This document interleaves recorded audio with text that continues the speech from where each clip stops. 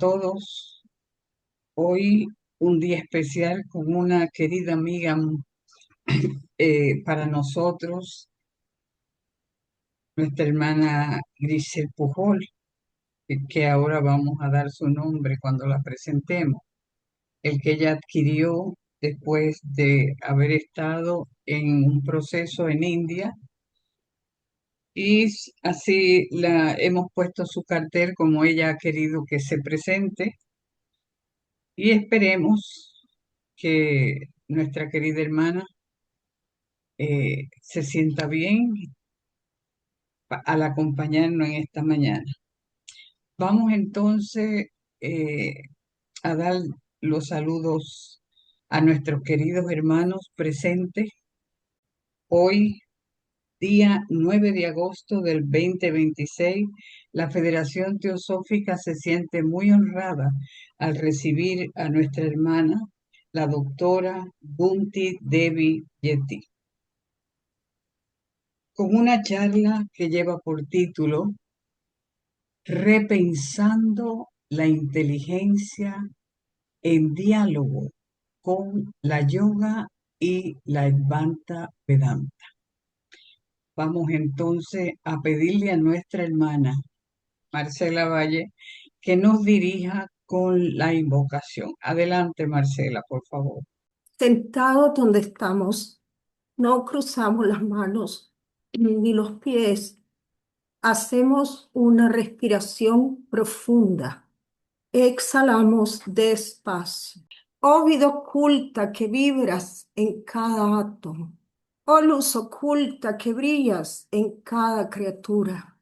Oh amor oculto que todo lo abarcas en la unidad.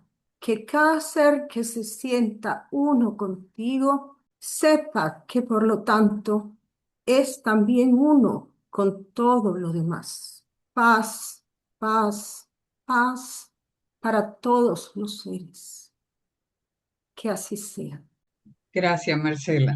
Nuestra querida hermana que tiene la responsabilidad hoy, la doctora Comanti Devi Yeti, es una profesora jubilada con una destacada trayectoria en filosofía, literatura, estudios de la mujer y es también crítica de arte. Su labor se ha combinado con la docencia en distintas universidades internacionales y una sólida investigación sobre la posmodernidad y la descolonialidad hispánica. Por otro lado, tiene una trayectoria marcada en la práctica espiritual de los Himalayas, en Uttarakhand, India, donde radica 6 meses al año. Fue iniciada como Sanyasini por su maestro Rik Gorakh Nayan en la antigua orden de Juana Akara, perdón, La cara. una de los linajes espirituales más antiguos de la India. La otra mitad del año reside en California. Nuestra querida hermana, como cariñosamente yo le llamo, porque el sánscrito no es no es muy, No, el mío tampoco, no el mío tampoco, no te creas. así es Porque que ustedes me excusan, pero quiero darle un abrazo a mi querida hermana Grisel, quien la conozco hace un tiempo ya y hemos compartido personalmente en muchos momentos. Así es que mi gratitud por estar así aquí, que sé que ha sido un esfuerzo muy grande por la dificultad que tienes donde te encuentras con el Internet. Así es que, Grisel, te recibimos con un amor intenso y en nombre de la fraternidad, esta es tu casa. Nosotros somos tus hermanos. Los micrófonos son suyos en este momento. Muy bien. Bueno, buen día a todos, sea mañana, tarde o noche, buen día para todos. Muchos de ustedes ya deben de recordarme, quizás como el nombre de Grisel, ahora me cambiaron el nombre, pero bueno, sigo siendo la misma. El título de mi presentación es Repensando la inteligencia en diálogo con la yoga y la Advaita Vedanta. Ah, esta, eh, ya ustedes me conocen que he hablado muchas ocasiones sobre la Advaita, ¿no? Y en algunos momentos también un poco sobre la yoga, pero más sobre la Advaita. Y este tema de la inteligencia me ha venido dando vueltas hace tiempo, ¿no? Esas cosas que uno se le mete en la cabeza y uno le da vueltas y vueltas y bueno, hasta que finalmente uno lo organiza, ¿no? Y sale algo. Entonces, eh, es un sumario, este PowerPoint de una conferencia que di en España al mes pasado en la Fundación PHI, Universidad de la Conciencia, acerca de Cáceres. Y entonces, pues, fue bien acogida y digo, bueno, quizás este sea un tema también, haciéndolo más sucinto, más limitado, para presentarlo a Fundación Teosófica, ¿no? Entonces, bueno, pues aquí estoy, vamos a ver, vamos a comenzar. En este conversatorio quiero explorar una visión de la inteligencia que va más allá de la noción tradicional, centrada en la inteligencia analítica y por lo general lo que se conoce muy popularmente como IQ, EQ, ¿no? IQ, coeficiente intelectual, ¿no? Es decir, sí voy a tocar eso porque es importante, pero al mismo tiempo voy a salirme de ese parámetro, ¿no?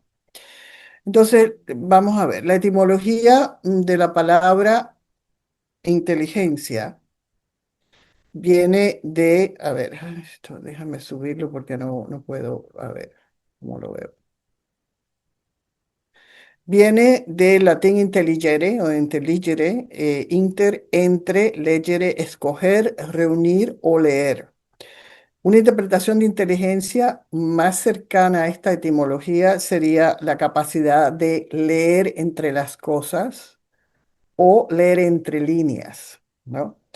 No consiste simplemente en acumular información o adquirir más información ni en resolver problemas lógicos, sino en la capacidad de percibir relaciones no aparentes entre diferentes variables, entre diferentes cosas, ¿no?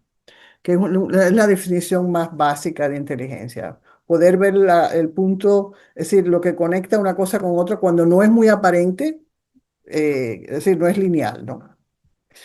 Entonces, hoy día se maneja en la psicología contemporánea, y me imagino que algunos de ustedes que sean psicólogos, pues están familiarizados con esto, se maneja mucho ahora la teoría de inteligencias múltiples. O sea que no tenemos una, pero tenemos muchas, ¿no? Y se menciona, aquí puse un círculo de las diferentes, las más básicas. Algunas llegan hasta 12, otros más. Es decir, la formulación de esta teoría no está muy sentada todavía, ¿no? Se fluctúa bastante. Pero bueno, lógica, la inteligencia lógico-matemática, que es una de las más cuando me refería antes a la inteligencia analítica, ¿no? Espacial, musical, interpersonal, intrapersonal, naturalista, sinestético, corporal, o sea, una varaunda de inteligencias, ¿no? Yo de este modelo no voy a profundizar en él porque no es el tema de mi presentación, solamente voy a tocar un poco la inteligencia analítica y otra que ya le informaré más adelante. Ok, la inteligencia humana, yo la veo aquí, y esto es algo que comparto con ustedes, ¿no? Eh, pueden que ustedes estén de acuerdo, o pueden que no, pero bueno. La inteligencia humana yo la veo como un movimiento progresivo desde el conocimiento del mundo exterior, es decir, focalizados con los sentidos del mundo exterior, hacia un gradual reconocimiento del sujeto que conoce, o sea, una interiorización, ¿no? Esto propone una pregunta fundamental, a mi manera de ver, ¿no? ¿Cuál es la naturaleza de la conciencia que hace posible toda experiencia, todo saber, toda inteligencia? ¿Mm? Entonces, aquí en esta conversatorio presento cuatro acercamientos a a la inteligencia. No necesariamente coinciden detalladamente con lo que mencioné anteriormente a las teorías de la inteligencia múltiples. Ok, ya verán de cómo va la cosa, ¿no? De qué se trata. La primera, por supuesto, es la inteligencia analítica. Bajo esto por aquí. Inteligencia analítica, razonamiento que consiste en razonar lógicamente, en resolver problemas, en análisis abstracto, en la memoria, y no cabe duda de que esto es fundamental, ¿no? Sobre todo, no solamente en la vida cotidiana, sino también en los ámbitos científicos y profesionales, ¿no? Hoy día con la barahunda de cosas que tenemos con la inteligencia artificial, pues inteligencia analítica es la fundamental que se usa en este tipo de herramienta, ¿no? De trabajo. Yo la veo como una herramienta de trabajo, la inteligencia artificial. No voy a hablar de inteligencia artificial porque ya se habla bastante de eso, ¿no? Entonces, pero sucede que una persona puede tener una gran inteligencia analítica y al mismo tiempo experimentar dificultades en sus relaciones personales y sociales. Para ello hay otra inteligencia, la cual ha adquirido creciente atención, diríamos, durante las últimas décadas, que es la inteligencia emocional. Hoy se habla de coeficiente de inteligencia emocional también. Y esta se define brevemente como la capacidad de reconocer y expresar las emociones de manera saludable. Incluye la conciencia social, por supuesto, la resiliencia, la capacidad de adaptación y la habilidad para construir relaciones humanas significativas. ¿Ok? O sea, que abarca bastante, pero siempre dentro del campo de las emociones, cómo expresamos nuestras emociones, nos comunicamos, cómo comunicamos nuestras emociones, ¿no? Curiosamente, cuando somos pequeños nos educan la inteligencia analítica, ¿no? Nos educan a aprender más, a usar el razonamiento, pero la inteligencia emocional siempre como que se ha quedado rezagada, ¿no? En términos de que sí, también es posible educarla. Entonces, al igual que la mente analítica, como dije, este tipo de inteligencia se educa también, ¿ok? Se puede configurar sobre todo en la infancia. Ahora, cuando la inteligencia emocional no se desarrolla debidamente, y este concepto de idea de inteligencia emocional es bastante reciente, de quizás hace 50 años que se empieza a manejar esta inteligencia, ¿no? Como algo específico. Eh, segu- no vemos, a ver, ¿cómo le diría? En la infancia, si no hay un acondicionamiento, una atención específica de los padres, de la familia, para educar esta inteligencia emocional, pues muchas veces nos quedamos cortos, ¿no? Y entonces el mero intelecto lógico generalmente no compensa, ¿no? La falta de desarrollo de la inteligencia emocional y terminan en muchos casos las personas siendo un poco insensibles, ¿no? O no empáticos suficiente para en general con los seres humanos. ¿Ok? Y eso tiene, por supuesto, yo no soy psicóloga, ¿eh? Yo no soy psicóloga. Eso tiene una gradación, los psicólogos saben mejor que va de una expresión normal a una patología, ¿no? Diríamos, a unos problemas graves de expresión de las emociones. Pero bueno, esa sería la segunda inteligencia que yo considero fundamental al menos para lo que yo estoy presentando en estos momentos, ¿no? El otro tipo de inteligencia que reviso aquí es la inteligencia, lo que le llaman metacognitiva o metacognición, que es una palabra muy así, muy que impresiona mucho, pero realmente es sencillamente la capacidad que tenemos de reflexionar sobre nuestro propio pensamiento. Pensar pensando el pensamiento. ¿Ok? Y esto, pues, yo diría que también se requiere una educación, una orientación para poder hacer esta práctica.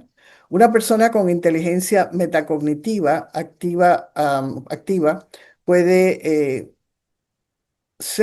reflexionar, se dice, a reflexionar sobre sus propios procesos mentales, todo aquello que condiciona la percepción de la realidad, es decir, nuestra visión del mundo. Identificar nuestro marco de creencias, reconocer nuestros prejuicios, diríamos en sánscrito decimos nuestros sankaras, cosas que vienen del pasado, nuestros vritis, es decir, nuestros vasana, todas esas cosas que condicionan la mente del ser humano. O sea, capacidad para autorreflexión, para poder identificar estos elementos y, por supuesto, poder trascenderlos, hacer algo con ellos, ¿no? Ahora bien, yo considero que la inteligencia metacognitiva establece un puente natural con la búsqueda espiritual. Y me explico. Esto se hace evidente en dos de las darshanas más importantes, o visiones o perspectivas de la realidad más reconocidas del pensamiento índico, que es la Advaita Vedanta, y ustedes ya, como dije antes, me han oído hablar en varias ocasiones de la Advaita, y la yoga. ¿Sí? Y cuando digo yoga, aclaro, no es solamente la yoga del Hatha Yoga, estoy hablando de todos los 8 pasos que involucran el proceso yógico, todo completo.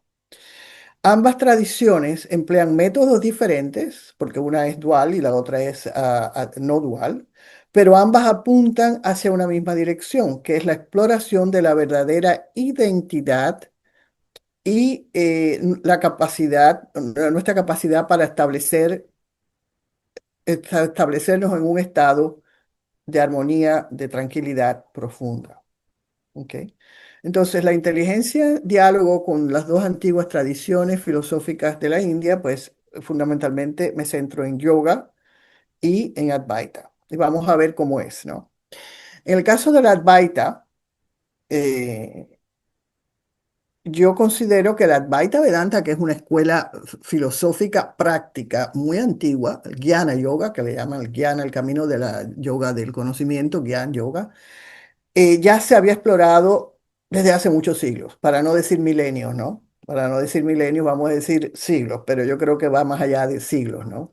Entonces, el método que se usa dentro de la Advaita para reflexionar sobre eso mismo se llama Atmavishara y de eso he hablado me recuerdo que hablé de esto intensamente en otra ocasión.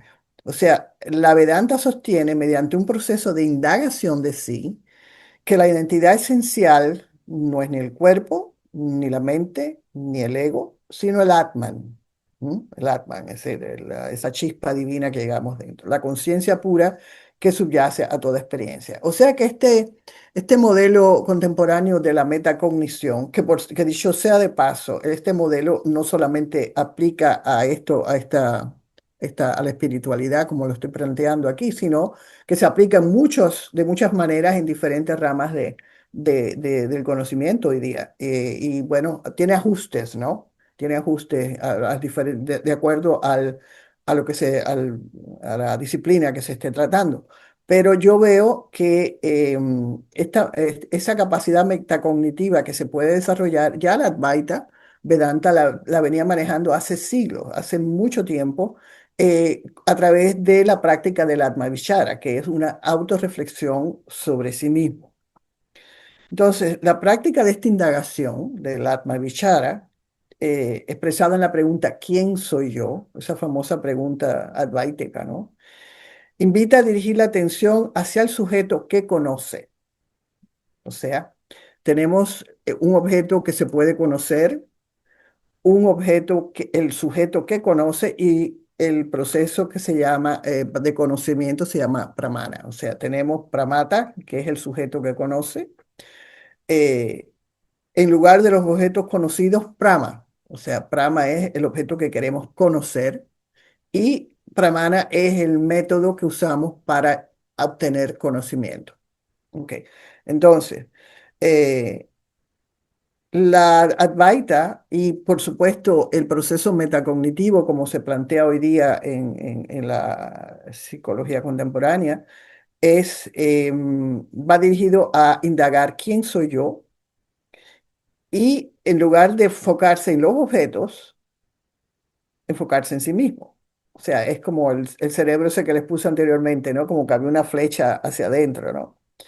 Que curiosamente, en el caso, normalmente cuando nosotros como sujetos, ¿no? Queremos conocer algo, pues nos proyectamos hacia afuera, ¿no? O sea, o a través de nuestra, si tenemos ya conocimiento suficiente, nuestras capacidades mentales. Pero lo que pretende el Atmavichara y por metacognición, por extensión, y lo que se descubre es que el buscador, el que busca el sujeto, es lo buscado. Es decir, se busca a sí mismo, ¿no?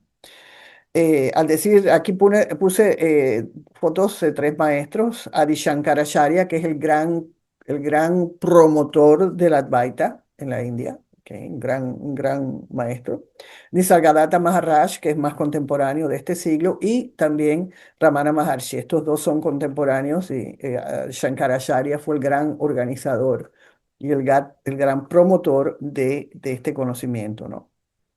Entonces, en términos de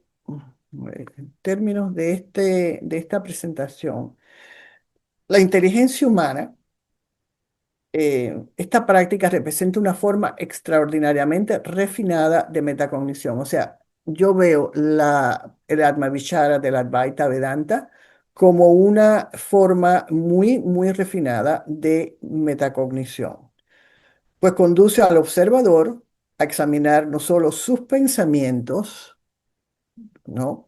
Sus patrones mentales, sus acondicionamientos, sus programas emocionales, psicológicos, etcétera, sino también la naturaleza misma de quien los observa. Ahí es donde la Advaita va más lejos que otras escuelas, ¿no? Que se quedan solamente en lo que se busca, no en quien busca, ¿no? Ok, entonces, o sea, eso es la Advaita. Ahora vamos a ver la yoga, ¿no? Los Yoga Sutras de Patanjali, me imagino que ustedes al menos han oído mencionar, si es que no lo han leído. La yoga, como se presenta en los sutras de Patanjali, se enfatiza la necesidad de aquietar las fluctuaciones mentales que se llaman chitta vritti en esta tradición, ¿no? Para ello, por supuesto, todos los 8 pasos de la yoga se implementan, pero sobre todo la meditación, ya cuando se alcanzan, ya cuando se aquieta la mente, cuando el cuerpo se relaja, alcanzamos un estado de meditación, de concentración y la atención plena. Todos estos tres elementos desarrollan una capacidad de observar los pensamientos y verlos pasar sin apego ni identificación. Yo me imagino que ustedes que practican meditación, concentración, pratyahara, es decir, el control de los sentidos, van a ver que los pensamientos vienen sin uno convocarlos. Ellos tienen su propia agenda, ¿no? Ellos vienen y pasan. eh, y con la misma se van. Y bueno, viene el otro y se va, ¿no? Entonces, a veces nos identificamos con lo que estamos pensando. Si de momento somos ese pensamiento, somos esa preocupación, somos esa identificación. Entonces, lo que propone la yoga en este caso, en el caso de una metacognición yógica, sería observar, un observador observa, perdón, la fluctuación de esos pensamientos que van y vienen sin necesidad de identificarse con ellos ni apegarse. Es muy fácil decirlo, no es tan fácil hacerlo, porque el aparato psicológico del ser humano es bastante complejo y sin darnos cuenta a veces nos enganchamos, como digo yo, en los pensamientos y las emociones. Ahora, la yoga indica que el sufrimiento se manifiesta cuando empezamos a sufrir algo, ¿no? Cuando confundimos nuestra verdadera naturaleza con los contenidos cambiantes de la mente. O sea, con ese fluctuar constantemente de la mente, del ego, es decir, ahí es donde empieza el sufrimiento, ¿no? La libertad comienza, según la yoga, cuando aprendemos a observar esos contenidos sin quedar atrapados en ellos. A desarrollar vairagya, lo que llaman vairagya, o sea, la neutralización de ragas y dveshas. Si algunos de ustedes han estudiado yoga, pues saben que ragas y dveshas es ese mecanismo que tenemos de me gusta esto, no me gusta esto. Esto me atrae, esto no. Esto me apego a esto, pero esto lo rechazo. Es decir, ese vaivén, ¿no? De péndulo, de estar aquí de un lado para otro, de un lado para otro, de un lado para otro, se llama ragas y dueshas. Y esa es una de las cosas que se necesita ser neutralizada para el desapego. ¿Ok? Ese es uno de los caminos, de los elementos fundamentales. Como dije antes, no es fácil. No es fácil, pero por eso estamos en este camino todos, ¿no? Queremos trascender, queremos evolucionar hacia el uno, y entonces, pues, el camino no es fácil. Pero bueno, ahí está. Ok, entonces, de nuevo, este proceso de la yoga que presenta la yoga a través de su práctica, de su sistema, es de nuevo una forma refinada de metacognición. O sea que ya tenemos pues la mente analítica que vimos primero, que es la mente que se ocupa de todo lo que es el razonamiento lógico, analítico, la inteligencia emocional, educa las emociones, ¿no? O se profundizamos en nuestro sistema, en las emociones, y la inteligencia metacognitiva, que es la que se revierte sobre sí misma y empieza a hacerse como un estudio profundo de sí mismo, ¿no? Ok. Que por lo general nadie hace, si todo el mundo estamos programados por la sociedad, por la familia, por todos los acondicionamientos que nos han sometido a través del tiempo.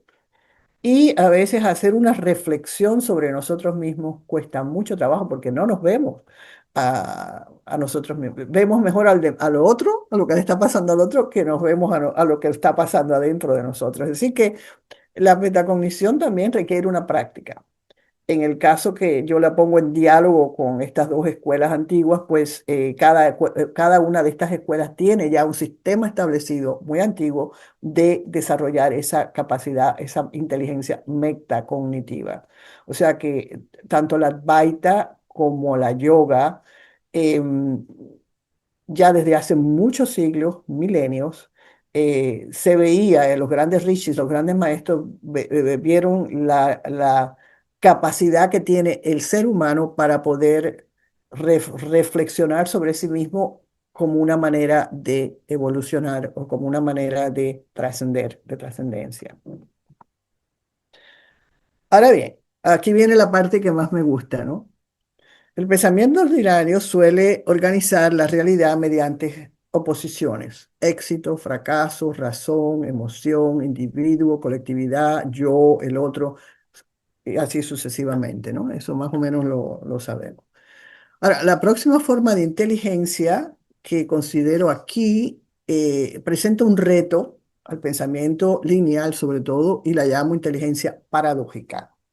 Inteligencia paradójica. Vamos a ver de qué trata esto. ¿No? La inteligencia paradójica no es una idea formalizada todavía en la psicología o la filosofía contemporánea, ¿no? Pero es un aspecto de la inteligencia que yo, a mi entender, es fundamental sobre todo, todos nosotros que estamos en este camino de desarrollo profundo espiritual. ¿Sí? Y ya verán por qué. Es la inteligencia menos comprendida y, sin embargo, a mi manera de ver, una de las más profundas. Consiste en la capacidad de sostener simultáneamente perspectivas aparentemente contradictorias sin sentir la necesidad de crear o resolverlas en una síntesis. De hecho, la creatividad auténtica, es decir, aquellas personas que son muy creativas las personas sabias, realmente, eso realmente muy raro emergen de esquemas binarios. Sí o no, esto o lo otro, y o no, ¿no? Que es el tema lógico, ¿no? Eh, entonces, en mi opinión, la inteligencia paradójica encuentra una profunda resonancia en el Vaita y en la yoga. La no dualidad, o sea, la palabra Advaita quiere decir no dualidad. La no dualidad enseña que la multiplicidad del mundo no niega la unidad fundamental de la existencia. Ahí tenemos ya un reto para la mente analítica, ¿no? Para las personas que son muy racionales, ¿no? El individuo, si ha hecho una profunda indagación de sí, se ve a sí mismo, ah, perdón, es así, no así, ok, perdón, como una entidad particular y la manifestación de una totalidad indivisible. O sea, la mente racional lógica no puede manejar eso mucho, ¿no? Es decir, bueno, o soy particular o soy parte de una totalidad, es decir, estoy envuelto en una totalidad, ¿no? Es decir, ya está una un reto paradójico, ¿no? Ahora bien, la yoga también, por otro lado, enseña el equilibrio entre pares aparentemente opuestos: esfuerzo, entrega, disciplina, espontaneidad, acción, quietud, so on and so forth. El practicante aprende gradualmente a descubrir que la verdad suele encontrarse más allá de las polaridades conceptuales. No resulta casual que muchos grandes científicos, filósofos, artistas y maestros espirituales hayan demostrado una notable capacidad para convivir con la paradoja. Porque cuando la mente racional se encuentra enfrente de una paradoja, quiere resolverla. Es decir, el impulso, esto hay que resolverlo, ¿no? O es esto, o es blanco o es negro. A ver, me explico. Entonces, más allá de ella, es decir, de la inteligencia paradójica, aparece una dimensión que constituye el fundamento mismo de la experiencia, o sea, la conciencia. Tienen que recordar desde el punto de vista del Advaita, que es mi punto de vista, siempre si yo parto de ese punto de vista, que nada sucede fuera de la conciencia. O sea, la conciencia es aquello que permite que estemos relacionando, que ustedes estén escuchando esto en estos momentos, que ustedes estén asimilando lo que están escuchando, o sea, o conscientes de que no lo están asimilando, de cualquier forma, sino una cosa o la otra, la conciencia es el punto de partida de toda experiencia, ¿no? O de toda observación de la experiencia. Que la sujeción de la mente es vista desde la perspectiva yógica como una identificación errónea entre Purush y Prakrit. ¿Sí? La conciencia Purush nunca está atada. Yo me imagino que aquí eso no es nada nuevo para ustedes, que yo diga eso, ¿no? Aquí todos lo sabemos. En la teosofía eso no es nada nuevo. Y Prakrit, que es la manifestación, ¿no? El mundo el mundo de lo manifestado. La conciencia no está atada y sin embargo, o sea, nuestra conciencia no está atada. Vamos a ponerlo a nivel individual, ¿no? Vamos a salirnos de la conciencia cósmica un instante. Esa conciencia cósmica que me nutre o que está en mí, que es mi llama, mi llama eh, viva, eh, esa no está atada a nada, para nada. Sin embargo, cada uno de nosotros, el individuo, se siente atado y las ataduras son enormes y se arrastran de una vida a otra, como ustedes saben, ¿no? Es decir, es algo que se va acumulando. Entonces, para podernos dar cuenta de que no estamos atados, que nuestra conciencia es libre, se necesita cualquier cantidad de práctica, de sadhana intensa, para reconocerlo. De ahí el trabajo, ¿no? El trabajo sobre lo que llamamos el trabajo sobre sí mismo, el trabajo sobre nosotros mismos. Sí sabemos que la conciencia no está atada, sí sabemos que no está involucrada, sí sabe, todo eso está, la mente, el intelecto lo maneja muy bien, pero a la hora de la práctica, cuando se nos atraviesa un auto en la calle, de momento, ahí mismo empezamos a decir cualquier cantidad de cosas, mira ahí mismo estamos identificados, ¿no? Ahí mismo se nos va y volvemos a caer en la atadura de la mente y de las emociones, ¿no? Ahora bien, desde la perspectiva de la Advaita Vedanta, la conciencia no es un producto de la mente ni una función del cerebro. Esto queda claro. Hoy día hay grandes debates que se llama ¿cómo se llama? The Hard Problem of Consciousness se llama, el grave problema o el problema difícil de la conciencia, ¿no? Y hay cualquier cantidad de expertos hoy día, pues tratando de elucidar esto, ¿no? De la conciencia, si la conciencia es parte del cerebro, que es el punto de vista materialista, o no. La conciencia no es un producto de la mente ni una función del cerebro, sino la realidad fundamental en la que aparecen todos los pensamientos, percepciones y experiencias. O sea, la mente cambia constantemente, eso lo sabemos, ¿no? En la India le dicen monkey mind, la mente mente de simio, ¿no? Que está constantemente brincando de un lado para otro. Eso ya lo hemos experimentado, lo experimentamos todos los días. La conciencia que observa y que conoce todo esto no cambia, permanece, es siempre la misma, ¿no? No fluctúa. Según Shankaracharya, que ya lo mencioné anteriormente como el gran compilador y promotor del Advaita, la conciencia pura no es un conocedor como el conocedor o sujeto que piensa yo conozco. O sea, así no es, ¿no? En primer lugar, ese yo hay que investigarlo, ¿no? Eh, este yo conozco pertenece al ámbito de la mente. La conciencia pura es más fundamental. Es la luz que hace posible tanto al conocedor como a lo conocido. Es como una pantalla, ¿no? Es como la pantalla de la computadora, ¿no? Ahí uno puede proyectar, puede ver cualquier cosa, pero la pantalla nunca retiene esa imagen, nunca se identifica esa pantalla con lo que está pasando a través de ella, ¿no? Entonces, la tradición no dual, la Advaita, reconoce que la mente procesa cualquier cantidad de cosas, percepciones, pensamientos, emociones, sensaciones, recuerdos. El ego, el ahamkar famoso, ¿no? Asume el yo que conoce. Ahí aparece el yo conozco, ¿sí? Yo que conoce.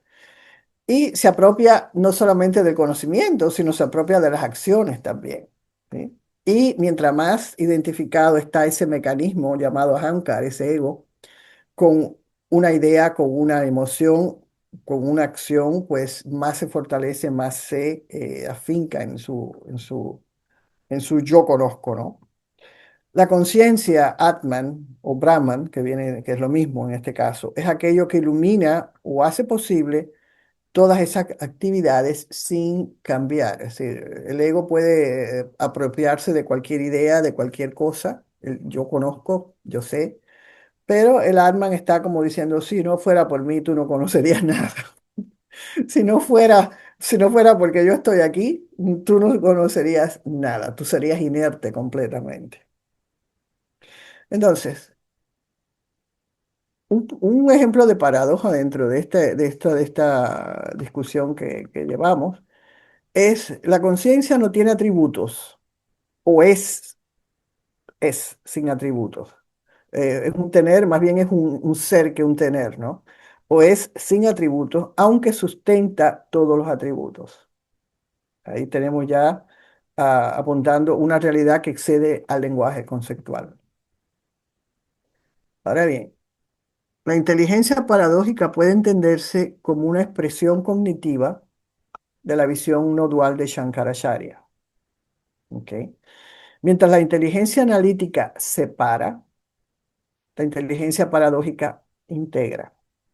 Mientras la mente busca resolver contradicciones eliminando uno de los dos polos, la conciencia, como se contempla en el Advaita, trasciende a un espacio más allá de la mente, donde los opuestos no solo coexisten, sino que desaparecen en la unidad de la conciencia universal.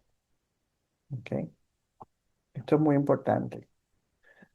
Eh, En términos del Advaita, la inteligencia paradójica es la capacidad de la mente de aproximarse a la verdad no dual.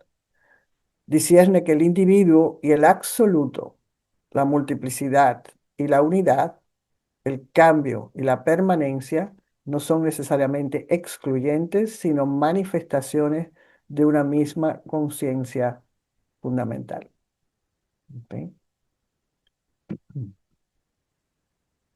Ahora bien, aquí traigo un arquetipo, si lo quieren ver como arquetipo, si se inscriben en la tradición yógica o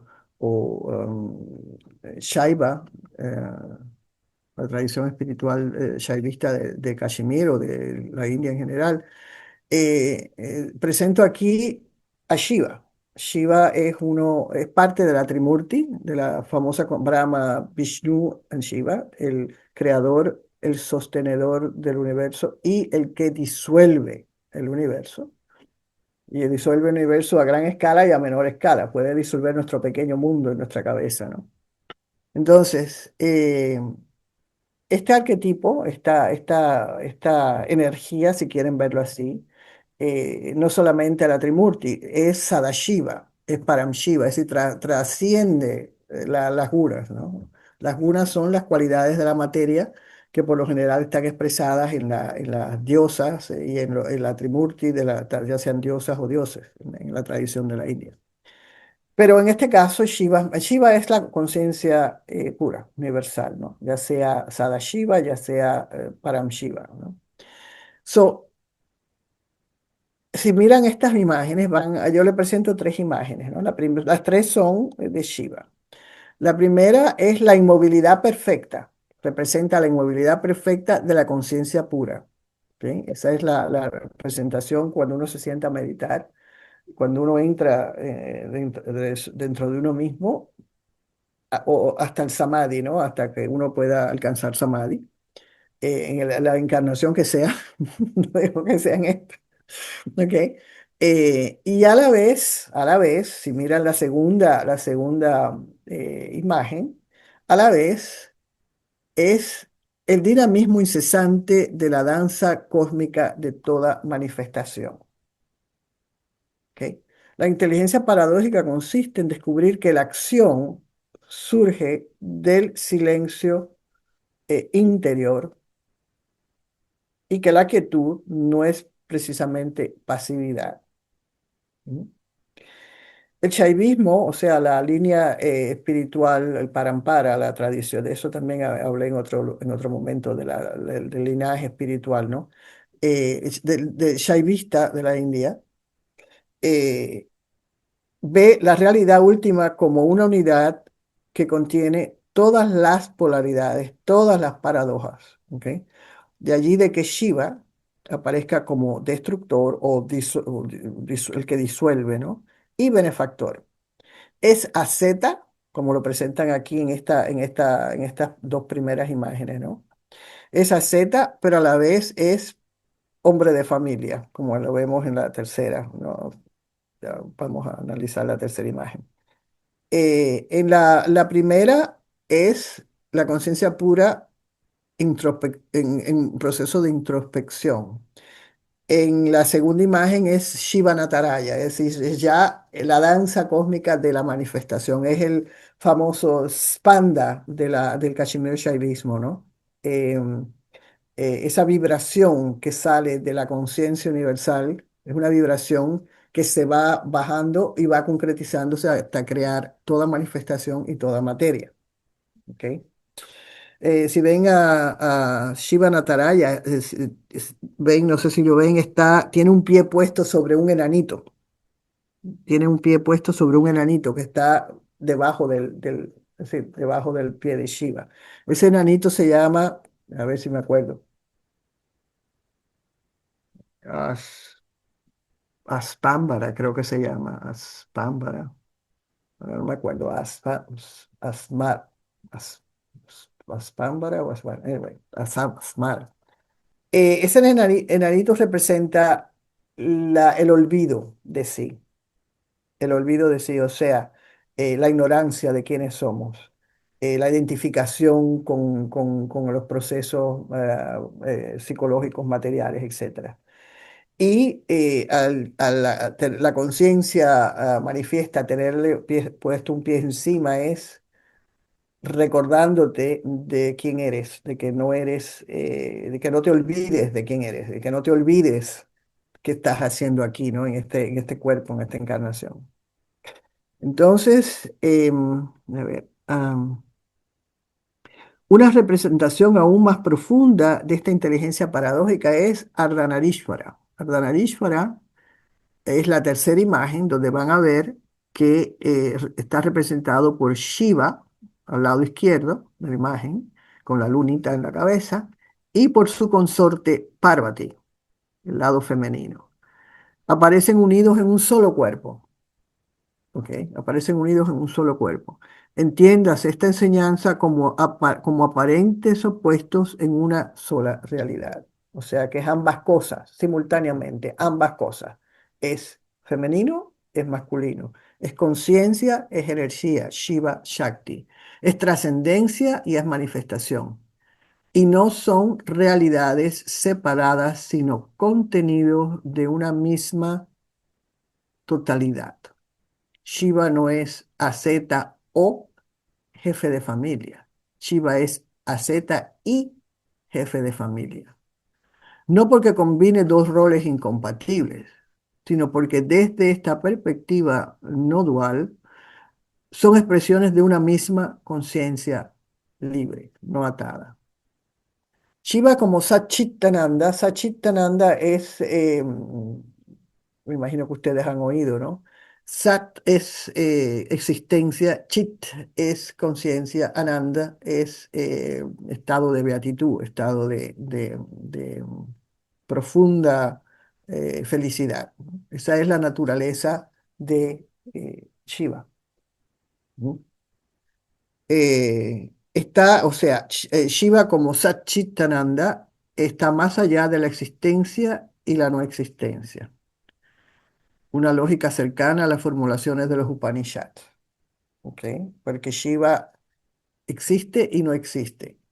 Ahí es donde está lo interesante del asunto, ¿no? Cuando la mente empieza, bueno, pero si existe, entonces no puede ser. Pero si no existe, ¿cómo va a existir? Ok, continúo. Las tradiciones espirituales de la India sostienen que el mundo es ilusorio y no ilusorio. O sea, ustedes todos han oído hablar la palabra maya, del mundo de la ilusión, de que este mundo que vivimos no es real. Aclaro, ¿no? Aclaro esto, ¿no? Es ilusorio y no es ilusorio. Ilusorio no porque sea inexistente, porque el mundo existe, ¿no? Sino porque no tiene realidad separada de la conciencia. O sea, el mundo no existe aparte de la conciencia que lo está percibiendo. Y esto es una de las cosas que hay gente que piensa que es solipsismo, realmente no es solipsismo. El solipsismo es otra cosa. El solipsismo está centrado en la mente, no en la conciencia. Eh, la conciencia es la que percibe el mundo, la que organiza esa percepción de todo, ¿no? Y cuando queremos ver al mundo separado de ese proceso, ahí es cuando está la ilusión la ilusión que uno cae, ¿no? Uno mismo, ¿no? De no poder ver la realidad más grande. Eh, la experiencia mundana, no obstante, puede convertirse en vehículo de liberación, o sea, no está, porque hay gente que dice, bueno, me tengo que separar del mundo para, no, no necesariamente según esta tradición. El problema no es el mundo, sino la ignorancia de nuestra verdadera naturaleza. Ahí es donde está el asunto, no es que, no es, no es, no es el mundo, sino es nosotros mismos, nuestra percepción de qué es. Ahora bien, a partir de aquí voy a hacer, ya hablé de las cuatro, lo considero las cuatro inteligencias que a mí me han interesado particularmente, la analítica, la emocional, la metacognitiva y la paradójica. Ahora lo que voy a hacer, voy a brevemente a buscar textos, paradojas, ejemplos de paradojas en los textos, tanto en el Bhagavad Gita como en los Upanishad, para que vean cómo llegué a esta conclusión, ¿no? Ok, el siguiente pasaje es del Bhagavad Gita, que es uno, a mi juicio, uno de los mejores ejemplos de inteligencia paradójica, ¿no? Dice, voy a leer la traducción, ¿no? Quien ve la inacción en la acción y la acción en la inacción es sabio entre los seres humanos. ¿Qué significa esto? Que la libertad espiritual no depende de dejar operar en el mundo físico, sino actuar desde adentro, ¿no? Desde aquella quietud, desde aquel espacio Shiva dentro de nosotros, ¿no? Sin ego ni apego a los resultados. Y por cierto, esta es la definición de Karma Yoga. El Karma Yoga se puede hacer servicio, es decir, seva de aquí hasta el día del juicio final. Pero si uno se apropia de los resultados de esas acciones, no estamos haciendo nada.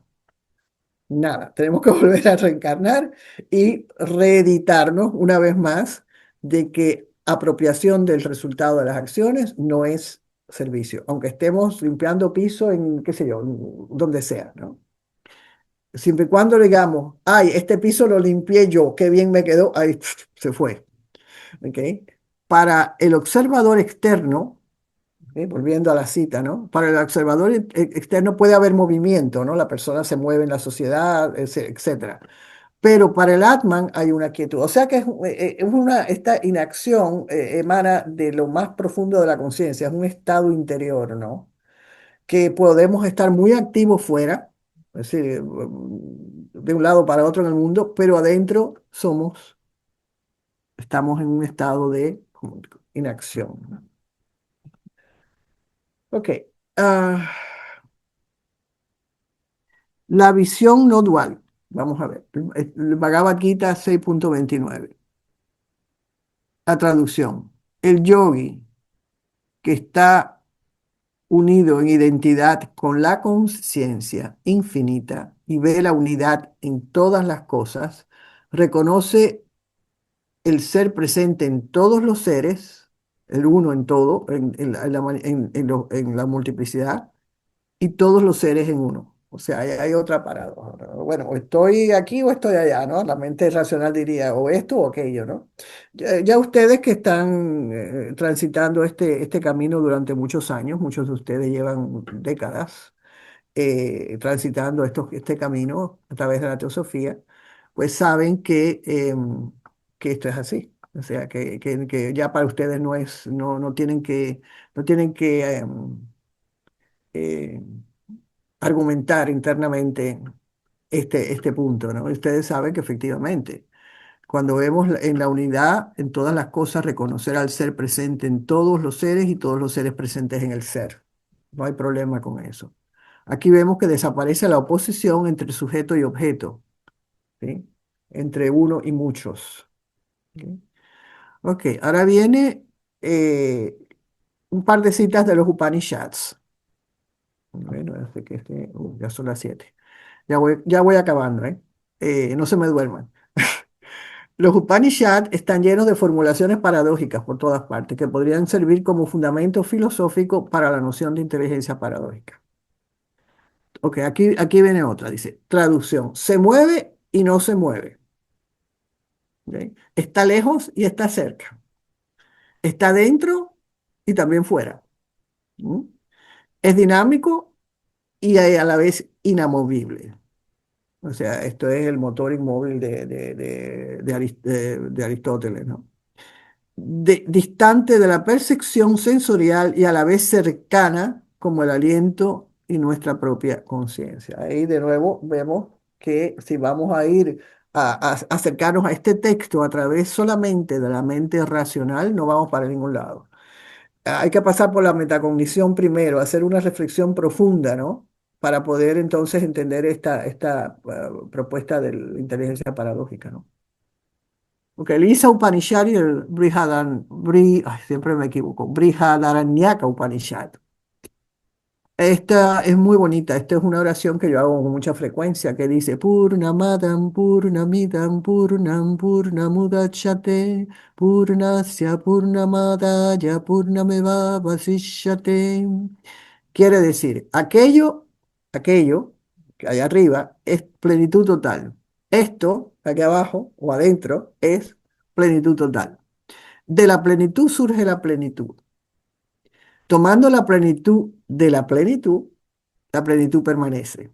O sea, basado, ahora, Adi Shankaracharya explica un poco este sutra de los Upanishads, ¿no? Este shloka. Dice, ah, Brahma no es fragmentable. Brahman, ya sabemos, la palabra Brahman quiere decir el universo, es decir, Brahma quiere decir lo vasto, la totalidad de todo. Eso no es el nombre de un dios en particular, es la palabra sánscrita para referirse a el universo. Brahma no es fragmentable. El universo no sale de Brahman como una parte de él. La manifestación no reduce ni modifica la totalidad. No, o sea, la totalidad que es Brahman no se modifica por la manifestación. Es lo que está tratando de decir, ¿no? Yo encuentro esto maravilloso. De hecho, yo repito esta oración con mucha frecuencia. Ok, finalmente yo creo que esta es la última cita. Kena Upanishad, una de las más citadas y la que mejor expresa la paradoja de conocimiento. eh, ok. Quien piensa que no lo conoce, refiriéndose a Brahma, ¿no? Quien piensa que no lo conoce, lo conoce. Quien piensa que lo conoce, no lo conoce. La palabra conocer está muy... Adi Shankaracharya desglosa esta cita de la siguiente manera. Quien comprende que Brahman no puede ser objeto de conocimiento, verdaderamente lo comprende. Quien imagina que lo comprendido, que lo acepta, lo cree comprendido como un objeto de investigación, no lo ha comprendido. O sea, esta conciencia universal no es un objeto de observación, solamente podemos ser aquello, no observar, no verlo como un objeto. Eso es lo que está tratando de decir. Que a quien comprende que Brahman no puede ser objeto de conocimiento o de observación, lo comprende. Quien imagina que lo ha comprendido como un objeto, voy a estudiar la conciencia, voy a acercarme a qué es la conciencia. El que piensa de esa forma no lo ha comprendido. Ujú. Entonces, esta cita señala a una inteligencia capaz de reconocer los límites del pensamiento conceptual y abrirse a formas más profundas de gnosis o experiencias directas, como la anubhuti, ¿no? Dice anubhuti en sánscrito. Ok. Y entonces, para concluir, esta presentación sostiene que la inteligencia atraviesa diferentes, diferentes momentos, ¿no? En el ser humano, que va desde el conocimiento de los objetos, ¿no? Como acabo de decir. Ver a Brahma como un objeto no se puede. Ver un vaso como un objeto, sí. Ver otra persona como un objeto, quizás. Una lámpara también. Hasta la investigación de la conciencia que hace posible todo conocimiento. La inteligencia paradójica, al develar las limitaciones del pensamiento dual, muestra la posibilidad de integrar las paradojas que la existencia nos presenta como una unidad indivisible. Es una inteligencia más integradora o más madura, si se quiere, ¿no? Y no consiste simplemente, y esto es muy importante, en conocer más. Ok, ok, leo más libros, no es conocer más, no es sentir mejor, no es pensar con mayor discernimiento, sino establecer de manera vivencial la conciencia que subyace a todo esto. Al conocer más, al sentir mejor, al mejor discernimiento. O sea, todo eso queda, diríamos, delante, que está detrás, la conciencia. Y bueno, con esto termino. Esta foto es de mi maestro en la India. Es un yogi, Tapasvi yogi, es decir, yogi que hace de austeridades de los Himalayas. Sita Yogi. Ha meditado en muchas cuevas de los Himalayas y parte de su trabajo en este plano es rehabilitar esas cuevas que son antiquísimas, donde han meditado muchos sabios y muchos rishis. Y ese es su trabajo en este plano, un hombre muy poderoso, de gran conocimiento. Y bueno, lo pongo siempre, la otra vez también puse esa imagen, ¿no? Yo siempre lo pongo porque es mi manera de reconocer todo esto que he aprendido mediante su presencia, ¿no? Y muchas gracias por su atención, espero que no se me hayan dormido. No, no, que se va a dormir, que se va a dormir. Gracias, Grisel, gracias. Wow, bellísimo. Eh, Vamos a entonces a pedirle al hermano Chuy que te ayude para salir de la presentación Ajá. y entonces ver si hay alguna pregunta, porque aquí no vemos las manitas, pero fue preciosa la ponencia, preciosa, Muchas gracias, muchas mucho gracias. conocimiento que debemos tener presente, porque a veces estamos tan equivocados. Pues sí. Sí, Bueno, pero es qué parte del bueno que, proceso. no, que qué bueno que nos podemos equivocar porque tenemos la oportunidad de, Ujú. Aprender, aprender. seguir buscando esa verdad. Exacto, aprender, aprender. Sí, Esto es sí, una escuela. es un aprendizaje hermoso. Gracias, hermana, porque por tu trabajo, que ha sido hermosísimo. El internet se portó muy bien, te Uh, escuchamos muy bien. Menos mal. Sí, así es que vamos a pedirle a Chuy que por favor, si te Ajá. ayuda a quitar entonces eh, lo que tienes en la pantalla Su, para poder ver las personas. A ver. su presentación, sí, en la parte de arriba de Zoom, Ajá. ahí dice Stop Skype, share. ¿A sí, dónde dice? cuando dice compartir, Ajá. en la Es parte de que, arriba, ajá. Ok. ahí dice salir o ahí está ya, Ahí ahí Oh, está ya. bueno, ya estoy. bueno, entonces Así es. vamos a pedirle a nuestra hermana Georgina, Regina, que nos ayude con las manitas y La vamos a manita. empezar. Sí, no sin antes darte las gracias por tan bello trabajo, Bueno. porque a la verdad que hay tanto que aprender que nos sorprendemos. Bueno, Ujú. gracias, manita, gracias. Tú No, sabes gracias a ti. cómo, Gracias a ustedes por la oportunidad de presentarlo, ¿no? no, no, siempre que puedas te esperamos con mucho cariño. Regina, por favor, ¿me ayuda, mi niña? Hay muchas manitos. Sí, sí.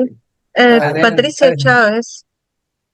A ver. adelante, Patricia, mi hija. Hola, muy Ok. buenas tardes, Grisel. Muchas gracias por la ponencia, estuvo bellísima y sobre todo mucha información.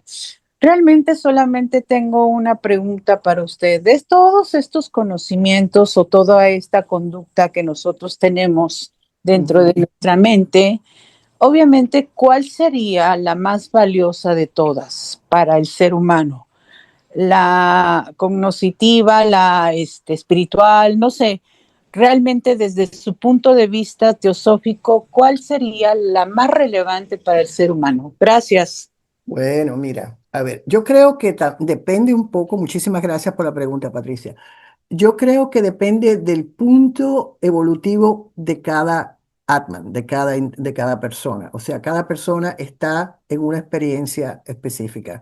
Hay personas que están completamente enfocadas en la inteligencia analítica y bueno, resuelve muchos problemas quizás profesionales, científicos, etcétera. La inteligencia emocional, de nuevo, hay personas que tienen que hacer grandes trabajos con inteligencia emocional porque de la infancia no recibieron la suficiente atención como para hacer expresar las emociones de una manera de una manera positiva, ¿no? Una manera, diríamos, equilibrada. La metacognición ya es un poco la persona que se pregunta, yo creo que en este caso todos ustedes que están escuchando esta presentación aquí, todos ustedes han pasado por por la metacognición en algún momento de su vida, que se han preguntado, ¿y qué hago yo aquí? ¿Y qué sentido tiene esta vida? ¿Qué propósito tiene esta? Esa es la pregunta fundamental de cuando uno empieza a autorreflexionarse, ¿no? Que es una pregunta básicamente de filosofía que la verdadera filosofía, no las ideologías, ¿no? Estoy hablando del cuestionamiento que uno se hace consigo mismo. Entonces, esa es fundamental cuando ya uno empieza a hacerse esa pregunta o a autorreflexionarse, ya uno allí empieza como a dar importancia, ¿no? A mi evolución, a la evolución, al desarrollo individual mío, ¿no? Ahora bien, la inteligencia paradójica sería ya una vez que uno ha pasado por ese proceso de autoconocimiento, de reflexión de sí mismo, de evaluar las emociones, de buscar un balance emocional en nuestra vida interior, con nuestra familia, con nuestra pareja, con lo que sea, ¿no? Porque se aplica a todo en el mundo, muy práctico esto.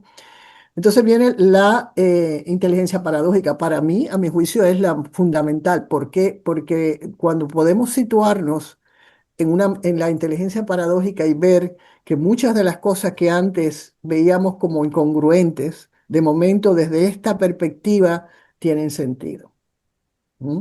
Inclusive esa pregunta que siempre nos hacemos, ¿no? Cuando hemos empezado en el camino espiritual, ok, sí, todo esto está muy bonito, pero ¿por qué existe tanta gente negativa? ¿Por qué existe la guerra? Es decir, nos hacemos todas esas preguntas, ¿no? Que nos hemos hecho y cuando uno se sitúa aquí, en esta inteligencia, este tipo de apreciación de la vida, nos damos cuenta de que todo es necesario. Desafortunadamente, todo es necesario, ¿no?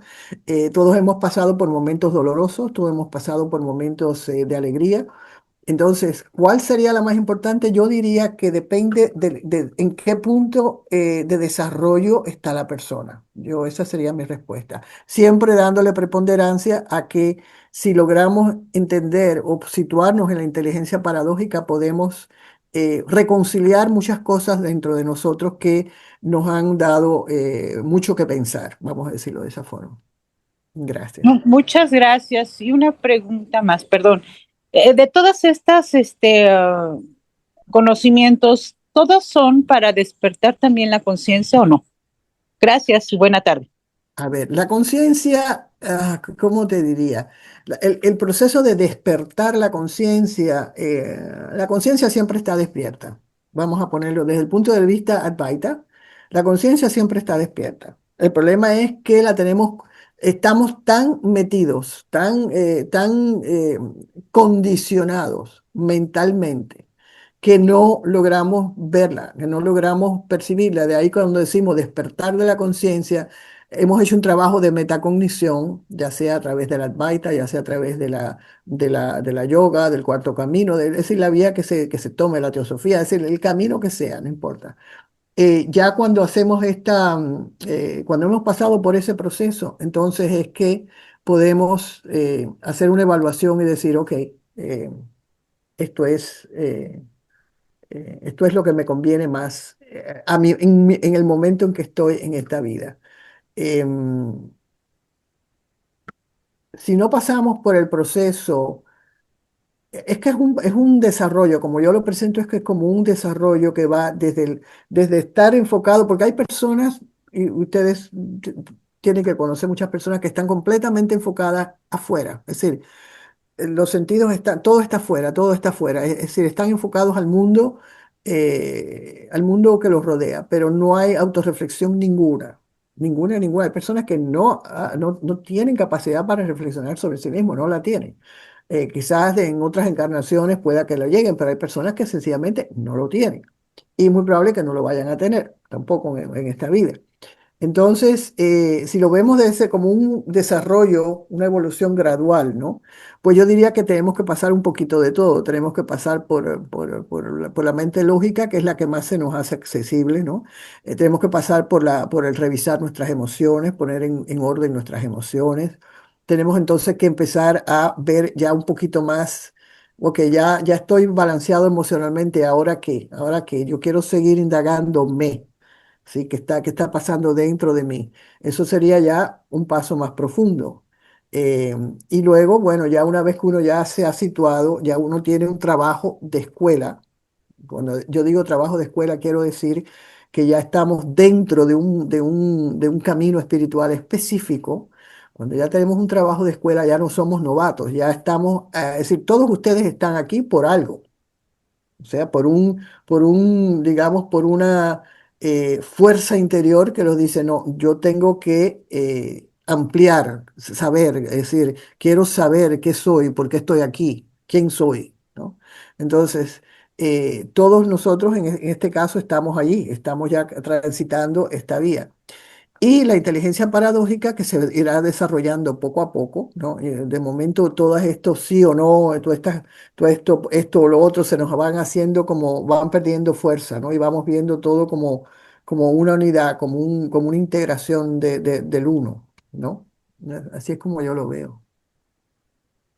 Ok, ¿Alguien más? gracias, hermana.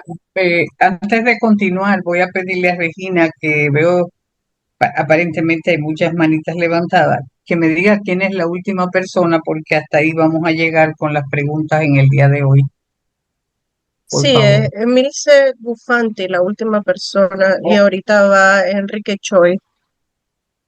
eh, yo creo que hay una antes de don Enrique, no sé, cheque a ver si... Ah, perdón.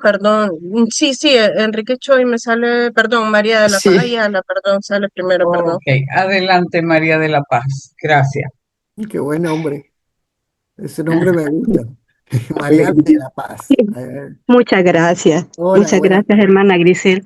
Bueno, la pregunta ya fue aclarada, ¿verdad? En sus comentarios anteriores, pero quiero aprovechar para agradecerle por esta presentación. Ha sido una presentación muy rica en conocimientos, a la vez agradecer que comparta usted estos conocimientos que tiene. Para mí ha sido sumamente grandioso añadir a los míos sobre la inteligencia paradójica, ¿verdad? Ujú. Esto que ya tenemos nosotros por lo menos conocimiento o autoconocimiento, ¿verdad? Entonces, y podemos también develar las limitaciones que hay del pensamiento dual, que nos Ujú. lo planteamos Correcto, día a día, sin correcto. enmarcarlo, ¿verdad?, en lo que es la inteligencia paradójica, que la escucho por primera vez este día a través suyo. Y de manera especial decirle, hermana Grisel, que me encantó la oración, ¿verdad? La oración Es muy así como linda, es se muy dice, linda. ¿verdad? Con Sí, es ese muy tono. linda. Muy Muchas poderosa, gracias. muy poderosa.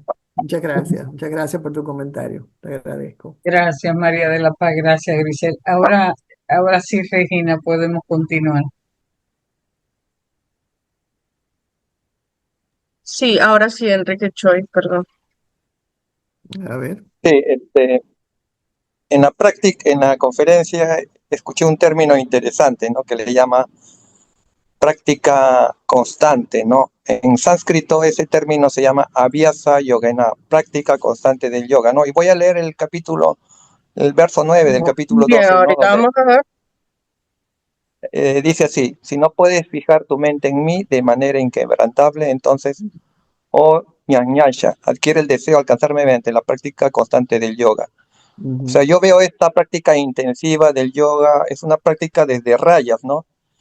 Y después este raya se va a convertir en sattva. Y en última instancia, digamos, este sattva va a conectar con ese que le llaman Buddhi Yoga.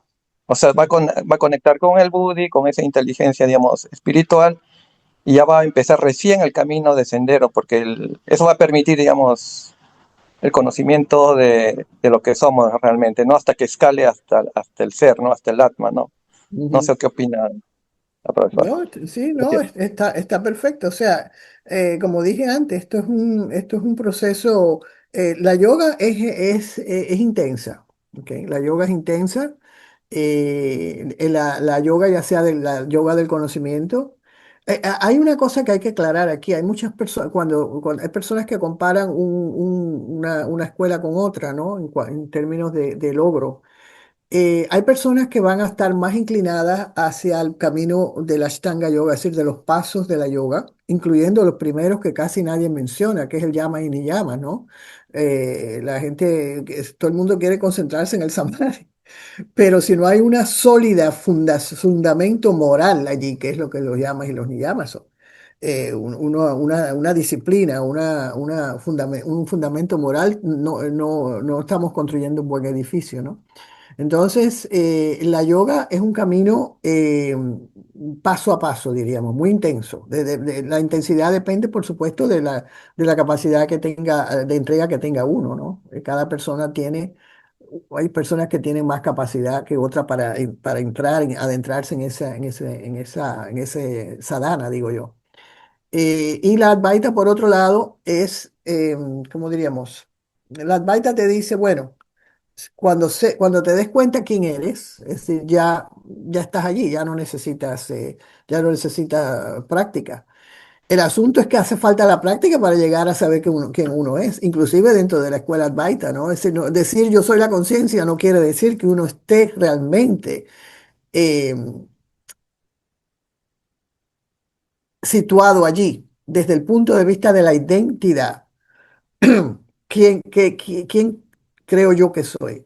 ¿Dónde está mi punto de identidad fundamental? ¿Está en la mente? ¿Está en el ego? ¿Está en la conciencia? ¿Dónde está, no? Entonces, el puente de Antacarana que tú mencionaste es decir, el Ahankar, es decir, todo el Buddhi. El Buddhi es el que nos ayuda, no solamente es metacognición, el Buddhi también nos puede llevar a la mente paradójica, a la inteligencia paradójica. Yo diría que ahí diríamos en el mental superior es donde está situada esta capacidad, ¿no? Si la persona no tiene un buddhi desarrollado, un discernimiento ya establecido o una manera profunda de autorreflexionar sobre sí mismo, quizás la mente paradójica la inteligencia paradójica se le va a ir, no va a saberla apreciar. Entonces, pues es un proceso, ¿no? Es un proceso. ¿Algo más? Ok, gracias, hermano. Gracias, Giselle. Continuamos, hermana Regina, por favor. Carlos Tax. Carlos, ¿cómo estás? Adelante. Hola, ¿qué Hola. tal? Un saludo para todos por allá. Gumti, muy agradecido por tu plática, realmente muy interesante y muy apropiada en estos momentos que la escuché con mucha atención. Me gustaría pues que me explicaras algo. A Como ver. toda capacidad intelectual, las inteligencias, como estableciendo bien un Gumti, se pueden potenciar por una educación adecuada, viendo la necesidad del despertar de la conciencia del ser humano actualmente, para lograr un verdadero desarrollo evolutivo, en términos de que esto debe empezar a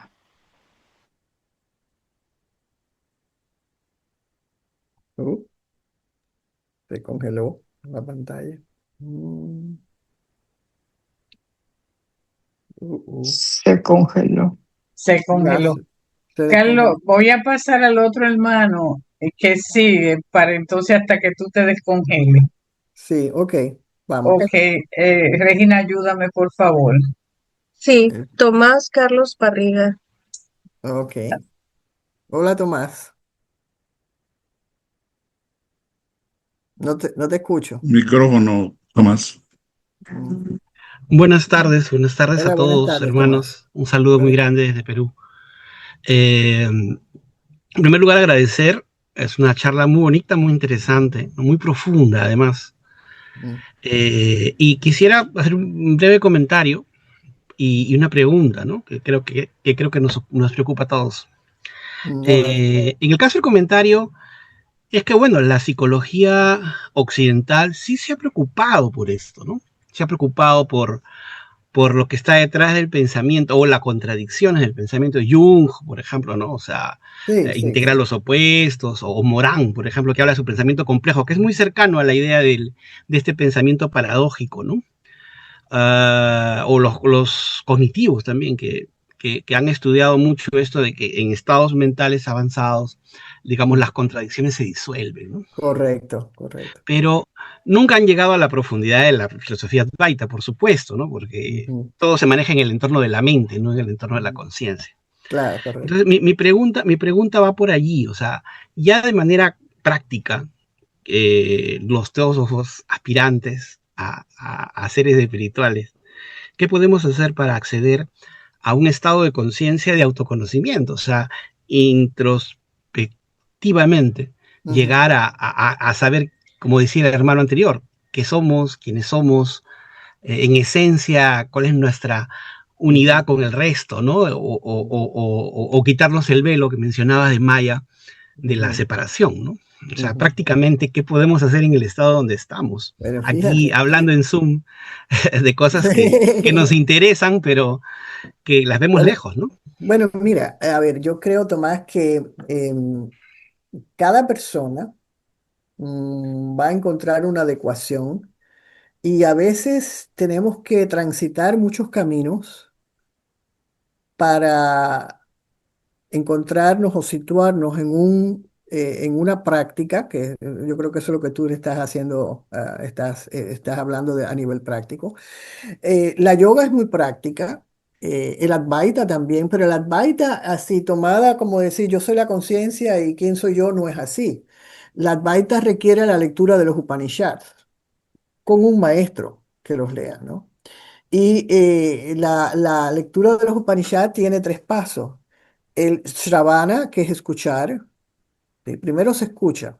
Es decir, a mí me pasa, yo como en mente occidental, yo cuando oigo algo, ya quiero brincar y decir y comentar, no, no, no, siempre mi maestro me dice, espérate, escucha primero, escucha lo que estoy diciendo.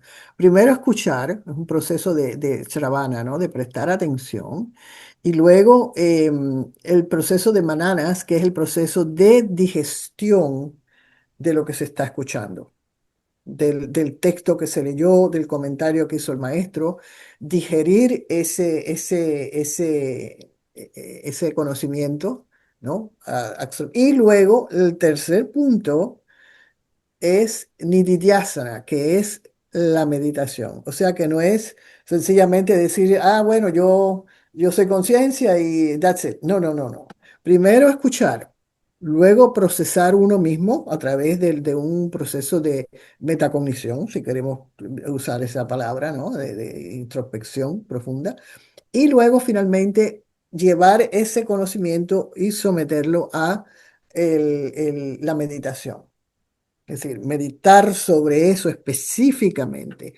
Y es interesante porque cuando uno está realmente profundamente identificado en este proceso de indagación de sí, lo que va a suceder es que ese estrato, ese mental superior va como va a manifestarse a través de un proceso gnóstico, de un proceso de gnosis, de conocimiento espontáneo, lo que llamamos anubhuti en la tradición, ¿no? Es algo que de momento sentimos que se está experimentando dentro de nosotros y no podemos explicarlo. Ese es el Advaita, ¿no? Por un lado.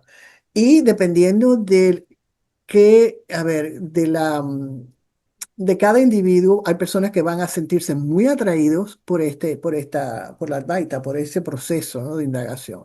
Otros van a decir, no, yo prefiero la yoga, la práctica de la yoga profunda, no solamente de las asanas, sino de todo lo que viene detrás, las kriyas, etcétera, etcétera, etcétera. Ese es otro nivel muy práctico, también, muy, muy práctico. que desafortunadamente aquí en el occidente, pues cuando se dice yoga, la gente piensa solamente en las asanas, en la parte del hatha yoga, pero si vamos a ser consistente con las enseñanzas de yoga, es muy profundo, ¿no? Entonces, uno va a ir buscando una práctica, una adecuación. Si por ejemplo estás en la línea del cuarto camino, pues también hay una práctica involucrada que también es bastante intensa. Quizás en algún momento hablaré del cuarto camino. Es otra escuela, otro acercamiento a este proceso. O sea, que va a depender de cada persona. Hay personas que son devocionales completamente, que no necesitan hacer lo único que necesitan es sentarse a orar o sentarse a hacer cantar, o sea, hacer chanting, ¿no? De las escrituras. Es decir, hay personas que no necesitan otra cosa, tienen un maestro y se entregan completamente y eso es el final de la historia, ¿no? That's it. Ese es otro camino. Está también el camino del servicio, el karma yoga. Ese también es otra práctica. O sea, todos son, a un nivel, todos son prácticos. Ya sea Gyan Yoga, ya sea yoga devocional, Bhakti Yoga, ya sea... estoy refiriéndome específicamente a los caminos de la India, ¿no? De lo que proponen los textos filosóficos de la India. Puede que acá en Occidente tengamos otras vías también, ¿no? No digo yo, pero bueno, yo me concentro en aquellas. Y yo creo que dependiendo, Swami Vivekananda decía que Swami Vivekananda fue un gran yogi, Gyan yogi, discípulo de Ramakrishna Paramahansa. Yo me imagino que ustedes habrán oído, lo conocerán. Él decía que todas son importantes. Es decir, cuando uno se mete en este camino, a veces hay personas que son muy intelectuales y se meten en el camino del Advaita, en el Gyan Yoga, y los ayuda hasta cierto punto. Ese es el caso mío. Yo tengo que decir que sí, que he aprendido mucho con el Gyan Yoga, con el Advaita, pero si nos metemos demasiado en eso, necesitamos una compensación trabajando con el Bhakti Yoga. Necesitamos un elemento emotivo, emocional, devocional, sentimental en el asunto, ¿no? Eh, o sea que todos, él decía que todos en un momento determinado tenemos que hacer un poquito de algo, de cada uno. Muchas gracias. De nada, gracias. Gracias, hermano, y gracias por su pregunta y por su participación. Llamé al hermano Carlos, me dijo que se está conectando, pero al no aparecer en pantalla, no sé si está ya, si apareció, Regina, por favor.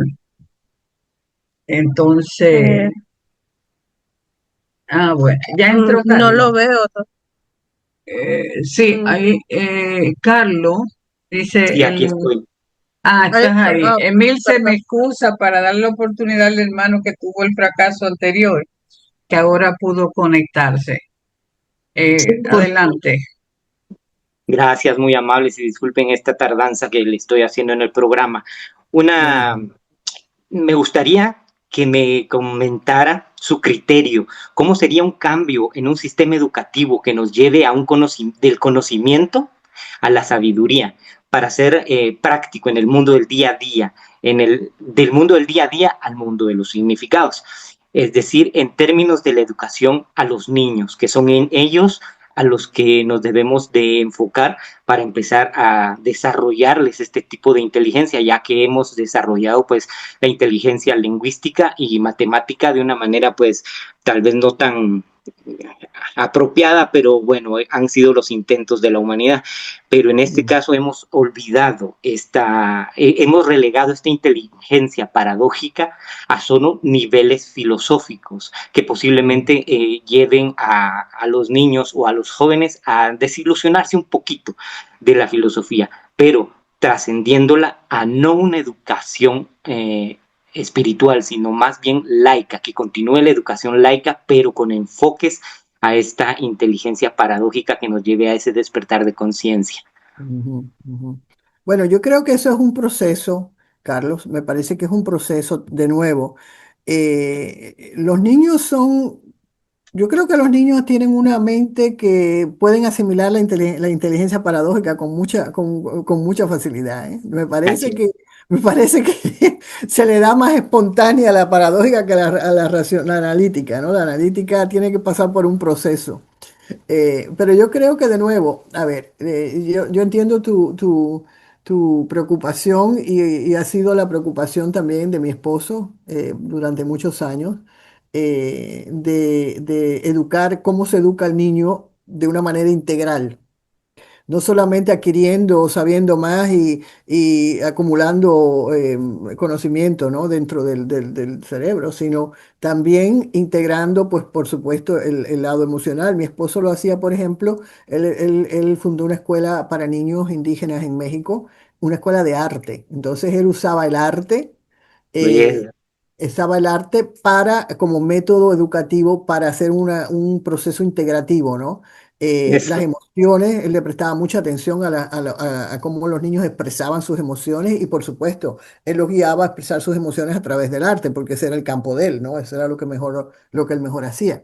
O sea que, y mi hijo también en estos momentos, mi hijo mexicano, eh, también es pedagogo, entonces él aprendió en esa escuela, sí, es producto de esa escuela y, y hoy trabaja con los niños también, usando siempre integrar sobre todo, a ver, el nivel analítico, el niño lo va a aprender, es decir, con la escuela, con las enseñanzas regulares, ¿no? Con lo que es la escuela, lo que entendemos como educación regular.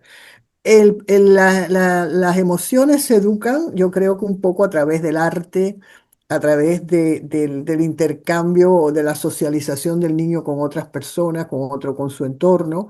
Yo creo que esa es una manera de ir educando la emoción, porque después de todo, nuestra capacidad para relacionarnos con otros seres humanos es fundamentalmente emocional. Es decir, es lo que nos lleva al otro es amoroso, es sentimental, es emocional. Es decir, lo que nos hace crear vínculos más profundos no es precisamente la mente analítica, sino la mente emocional, la inteligencia emocional.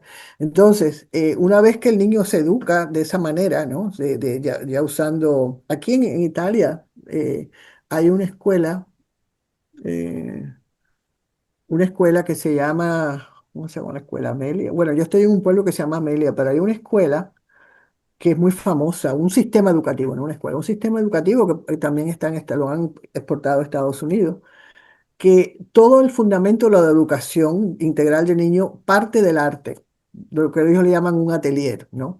Y a través del arte ellos van educando no solamente la mente racional, sino también la mente emocional.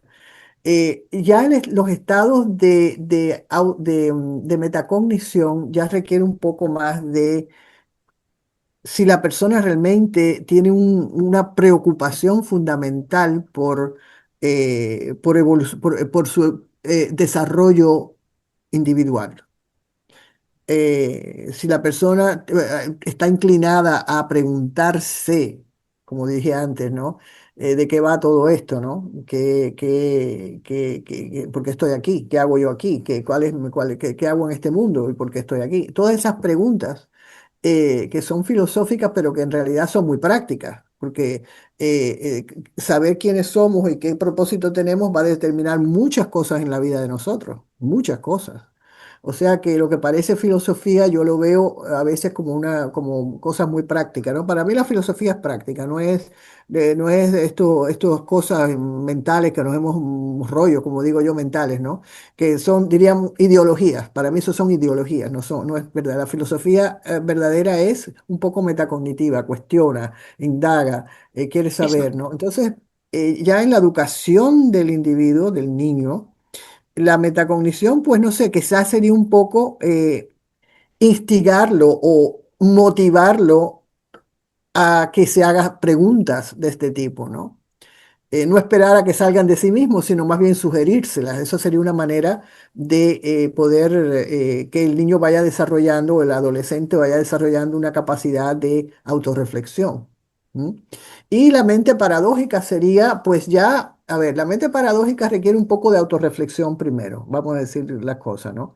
Hay personas que espontáneamente, pues, no tienen problema con nada, todo está bien, esto o esto, y los dos están bien, no hay problema no hay problema. Pero otras personas van a necesitar una adecuación primero de su intelecto, de su capacidad de buti, diríamos, para poder asimilar, si es que realmente le interesa la trascendencia espiritual, porque yo creo que la mente paradójica está bastante ligada al proceso ya de aceptar, de aceptación, diríamos, un proceso de aceptación de las cosas, ¿no? No tanto cuestionarlas, sino más bien aceptarlas, ¿no? Entregarse a ellas, que son como son y no de la forma que queremos que sea.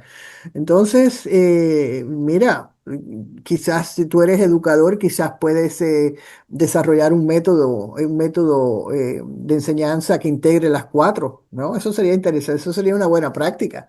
Poder desarrollar un método educativo que pudiera ponerle atención a estas cuatro inteligencias, que para mí son las más importantes, porque cuando se dice mente, por ejemplo, musical, yo creo que eso es un talento, más bien, ¿no? Un talento. Mente espacial, pues yo creo que también es mente matemática, me parece que también es un talento. Hay gente que tiene don para eso y otras que no. Pero estas cuatro que he citado son, yo creo que son fundamentales para todos los seres humanos, me parece. Anyway, no sé si contesté tu pregunta, pero sería interesante hacer ah, Totalmente, totalmente agradecido, gracias. Sí, me bueno, abriste bastantes campos.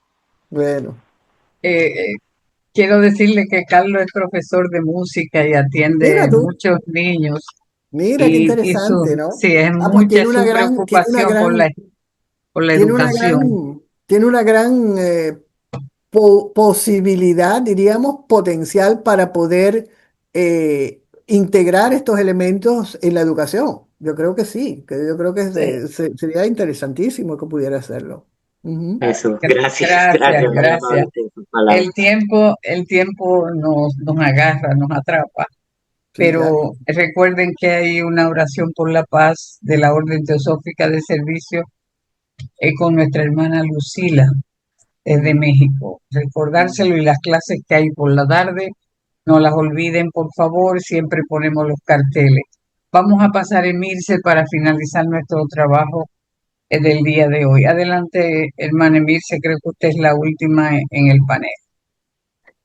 Bueno, buenas tardes y agradecimientos a Buenas, todos, a todos, buenas a todos. tardes. Y a Grisel me parece que realmente una mente que estaría horas escuchándola. Me parece también comprender la importancia de conocerse a sí mismo. Ujú, Eso me lleva a pensar mucho en por ahí cuando queremos definir algo, porque siempre queremos definir quién soy yo, eh, cuál es el estado en que estoy, qué es pralaya, qué es el absoluto. Y a mí me parece que tal vez con el conocimiento que tenemos o con la mente que tenemos es bastante difícil. Entonces, me parecería a mí o me parece comprender a veces por qué el silencio, porque no podemos definir las cosas según, nada más que según nuestro estado de conciencia, ujú. porque yo tengo Exacto, un limitado correcto, estado de correcto, conciencia. correcto, correcto, Entonces, cada uno tiene acceso a eso y es su verdad, no es correcto, que esté correcto. equivocado. Entonces, a veces pretender definir algo tan, para mí, espiritual o tan elevado, yo todavía no conozco ni el éter, ni tengo la esencia. Entonces, ponerme a definir algo así me parece que es demasiado. Pero el, el acercarnos a eso nos lleva a comprender un poquito más la conciencia del ser. Y acá Ujú, viene la pregunta. ujú, ¿Le parece que trabajando a través del estudio, los medios que cada uno crea ujú. conveniente, pero Correcto. siempre con moral y ética y cumpliendo las leyes, ¿se podría obtener más fácil la fraternidad en la teosofía? ¿Se podría? Repíteme la ¿Se pregunta. podría llegar a la fraternidad, al primer postulado de la sociedad teosófica? Ujú, ujú, A través de este trabajo, de mi conocimiento, de ver más o menos cuál es mi estado de conciencia, a mí eso me permite comprender y no sacar a nadie ni decir su equivocación, ujú, sino de una emoción más abarcativa, a través de la lectura de Dandás, por ejemplo, ujú, podríamos ser más abarcativos y no solamente a los niños, sino a los adultos les permitiríamos ser, manifestar su esencia. ujú, ujú, Eso, ujú. nada más. Bueno, a ver, yo creo que, ¿cómo te diría? Primero, el trabajo de desarrollo humano, por decirlo de alguna manera, o el camino espiritual, como dices tú, como yo señalé anteriormente, es muy individual. Cada persona va hasta a sentirse inclinada por una investigación, por un aspecto del conocimiento específico. Ahora bien, una vez que uno ha integrado y uno ha reflexionado sobre sí mismo lo suficiente y más o menos, como digo yo, se ha organizado, ¿no? Tanto emocional como en la indagación de sí. Yo creo que en esos momentos que estamos en posición de entonces ayudar al otro, ¿no? Ayudarlo de verdad, no, porque hay muchas maneras de ayudar, ¿no? Se ayuda de varias formas, dependiendo de lo que necesite la otra persona.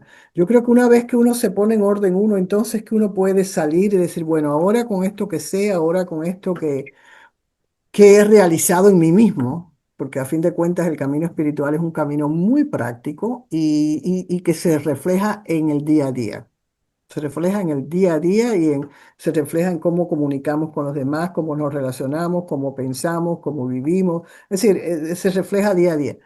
Una vez que uno ha integrado esa experiencia vital, entonces uno dice, bueno, ahora voy a servir de esta forma, de la forma en que cada persona puede servir.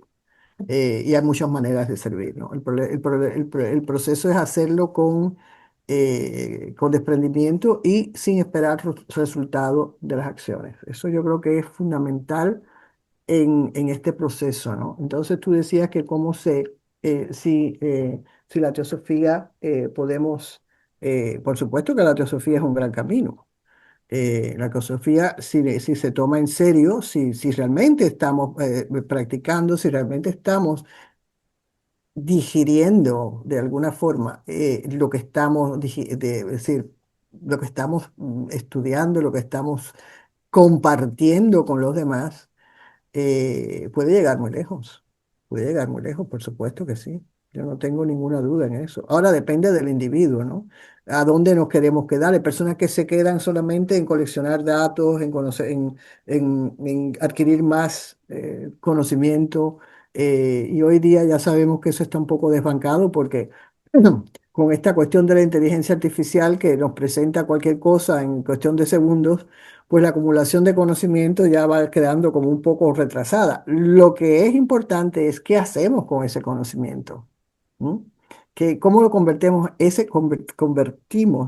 ese conocimiento en sabiduría? Y eso requiere práctica, eso requiere un asentamiento fundamental práctico. Entonces, el camino que cada persona siga, siempre y cuando lo haga con devoción, con entrega, olvidándose del resultado de las acciones. Ese es el camino que le toca a esa persona, eso es lo que va a hacer y eso es lo que lo va a ayudar a salir adelante. Digo, ese es mi comentario, ¿no? Esa es mi Muchísimas reflexión. gracias. De nada. Muchísimas gracias. Gracias, Bueno, gracias. gracias, Grisel, por la charla.